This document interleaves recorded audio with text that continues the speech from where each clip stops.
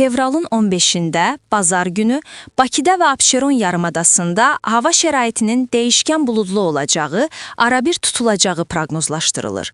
Bu haqda Yeni Sabaha Milli Hidrometeorologiya Xidmətindən məlumat verilib. Günün birinci yarısında bəzi yerlərdə yağış yağacağı ehtimalı var. Arabir güclənən şimal-qərb küləyi gündüz mülayim şimal-şərq küləyi ilə əvəz olunacaq. Havanın temperaturu gecə 5-9 dərəcə isti, gündüz 14-16 dərəcə isti olacaq. Atmosfer təzyiqi 754 mm civə sütunundan 767 mm civə sütununa yüksələcək. Nisbi rütubət 70-80% təşkil edəcək.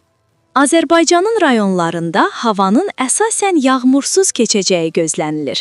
Ancaq gecə və səhər bəzi yerlərdə qısa müddətli yağıntılı olacağı, dağlıq ərazilərdə qar yağacağı ehtimalı var.